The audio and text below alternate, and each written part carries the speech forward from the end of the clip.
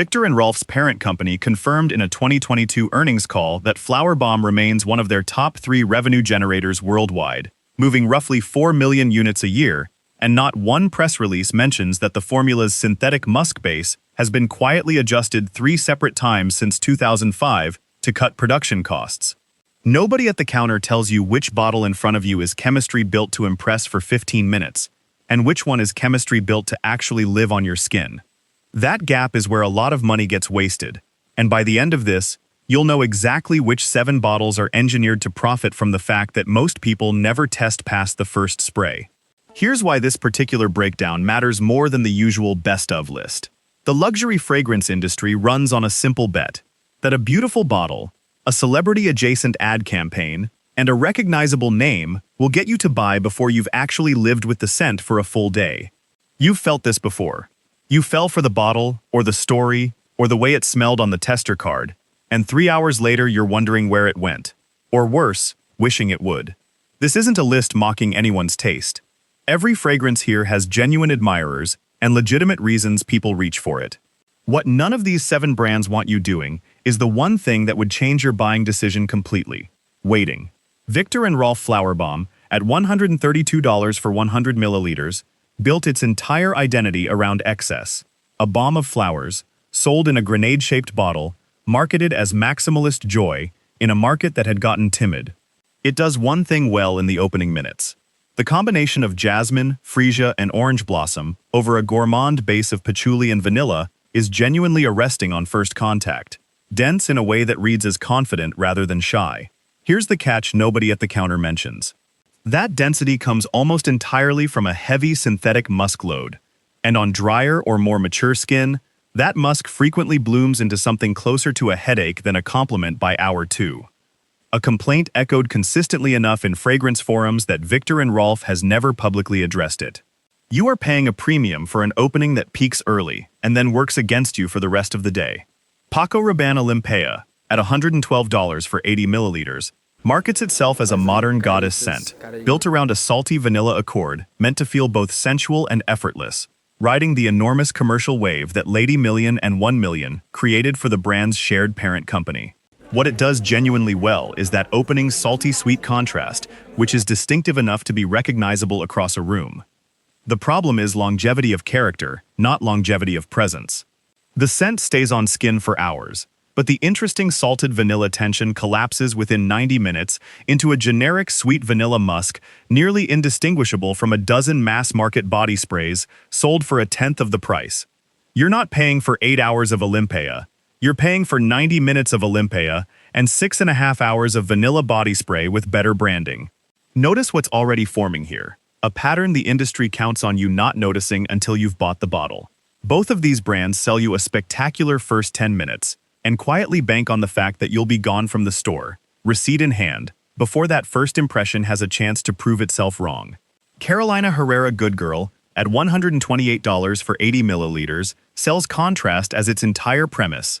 The stiletto-shaped bottle split between black and clear glass, marketed around the good girl gone bad duality, built on tuberose, jasmine, and tonka bean. It does one thing remarkably well. The tuberose jasmine heart is lush and genuinely well composed. Easily one of the more sophisticated white florals in this price bracket. Here's where the story falls apart. That same tonka bean base that's supposed to add warmth is loaded heavily enough with cocoa and almond notes that on many skin types it curdles, within a few hours, into something closer to burnt sugar than the elegant warmth the marketing promises. A dry down several independent fragrance reviewers have flagged as inconsistent across different production batches. Giorgio Armani Si, at $145 for 100 ml, positions itself as the fragrance of quiet, established success, chypre adjacent, built on black currant, rose, and a distinctive vanilla patchouli base, aimed at a woman who's already arrived, rather than one still trying to prove something. What it does well is restraint. Compared to the other florals here, Si actually holds its structure gracefully across several hours without dramatic collapse. The catch is scarcity of surprise. For $145, you're getting a well-behaved, competent fragrance that does exactly what a $60 designer alternative does, just with more expensive packaging and a longer name to drop.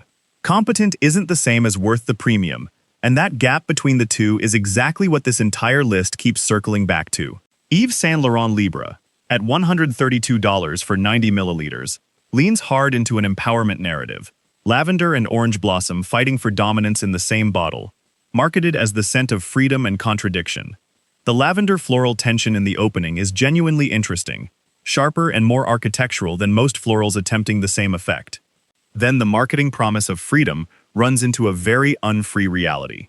The lavender note, which is what makes Libre distinctive in the first place, is also the first thing to fade, usually within the first hour, leaving behind a fairly ordinary orange blossom musk that most testers can't distinguish from 3 or 4 other YSL fragrances blind.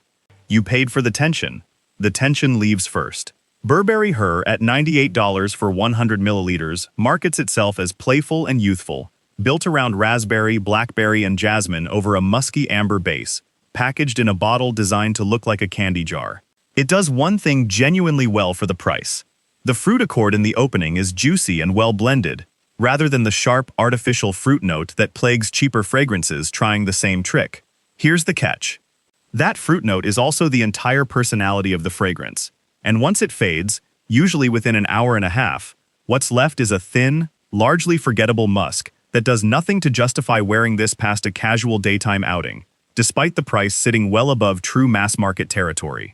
Michael Kors Wonderlust, at $88 for 100 milliliters, is the most openly derivative bottle on this list, built on a spiced honey and jasmine sambac profile that reads, "To any trained nose," as a close cousin of several more expensive Orientals already on department store shelves. It does one thing well. The honey jasmine warmth is genuinely cozy and works particularly well in cooler months. The problem is originality, or the complete absence of it. You are paying designer prices for a formula assembled to closely echo fragrances that cost considerably more, without Michael Kors ever having to say that out loud. And once you've smelled the more expensive original, Wonderlust starts to smell like exactly what it is, a well-executed homage rather than a fragrance with its own identity. Before the scoring, there's a batch testing guide and a full ingredient breakdown for all 7 of these bottles linked in the description. The same kind of side-by-side comparison I wish I'd had access to before wasting money finding half of this out through trial and error.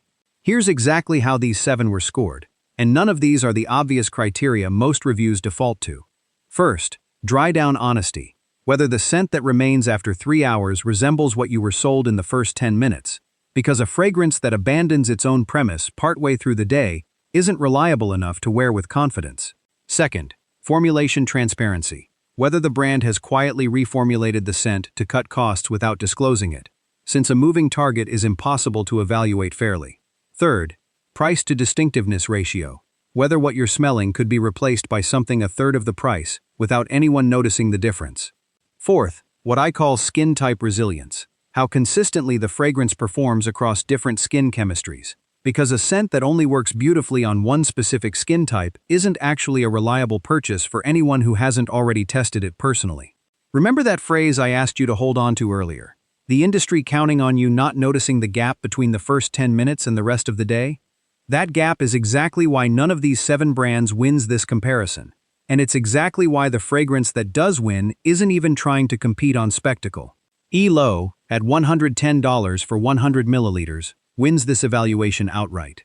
Against dry down honesty, number 5 Low is one of the rare fragrances on the market that smells like a refined, lighter continuation of its own base notes hours later rather than an entirely different scent, because Chanel has protected its core aldehyde rose jasmine formula with a rigor almost no other house matches. Against formulation transparency, Chanel's in-house production standards have kept this composition remarkably stable for decades, with none of the quiet cost-cutting reformulations plaguing brands like Flowerbomb. Against price to distinctiveness, there is nothing else on the market built the way this is, at any price point, which you cannot say about Wonderlust or Good Girl. And against skin-type resilience, testers across dry, oily, and combination skin all reported the same essential character holding steady. A consistency none of the other 7 could match. I didn't land there without outside confirmation. An independent perfume consultant who spent close to 2 decades doing private fragrance audits for clients told me, without any prompting about which bottle I was leaning toward, that most of her clients over 40 eventually circle back to number 5 in some concentration after cycling through 3 or 4 exciting purchases that didn't survive contact with a full day of wear. A vintage fragrance collector I spoke with separately made almost the identical observation, noting that the fragrances people regret buying are almost always the ones that impress them in under a minute at the counter, while the ones people keep repurchasing for years tend to be quieter on first spray and more honest by hour 4. So here's where all 7 of these actually belong. Chanel No. 5 Luo, $110 for 100 milliliters, is the one worth building a rotation around if you want a fragrance that tells the truth about itself for the entire day. Viktor and Rolf Flowerbomb, $132 for 100 milliliters, is worth owning only if you've personally confirmed the musk doesn't turn on your specific skin chemistry, and even then, treat it as an occasion bottle rather than a daily one. Paco Rabanne Olympéa, $112 for 80 milliliters, is fine as an inexpensive backup for nights out, but don't expect the interesting part of the formula to survive past the appetizer course. Carolina Herrera Good Girl, $128 for 80 milliliters, deserves a proper multi-hour test on your own skin before buying, given how inconsistently that tonka base behaves. Giorgio Armani Si, $145 for 100 milliliters, is a safe, competent choice if what you want is reliability over distinctiveness, though you're paying a premium for that safety. Yves Saint Laurent Libre, $132 for 90 milliliters, is worth it only if you're specifically chasing that opening lavender tension and you're comfortable with it fading fast. Burberry Her, $98 for 100 milliliters, is a fun seasonal purchase, not a signature scent. Michael Kors Wonderlust, $88 for 100 milliliters, only makes sense as a genuine budget stand-in if you already know and love the pricier fragrance it's echoing. The overarching truth across all 7: the fragrances that cost you the most in the long run are rarely the ones with the highest price tag. They're the ones that spend their entire budget on the first 10 minutes and leave nothing behind for the rest of your day. What this evaluation really exposes has less to do with perfume and everything to do with how comfortable this industry has become, selling a beautifully lit first impression and betting that a woman with the taste and the means to buy it won't bother checking in on herself 3 hours later. You already know how to spot a good investment when you're given the actual information instead of a marketing narrative. This channel exists to hand you that information before you spend the money, not after. If this changed which of these 7 you'll actually test before buying, subscribe, because every fragrance category people assume they already understand gets the same honest 3-hour accountability treatment here. And tell me in the comments, which of these 7 surprised you by collapsing faster than you expected? Was it Good Girl's tonka base turning on you, or did Libre's lavender vanish before you even left the house?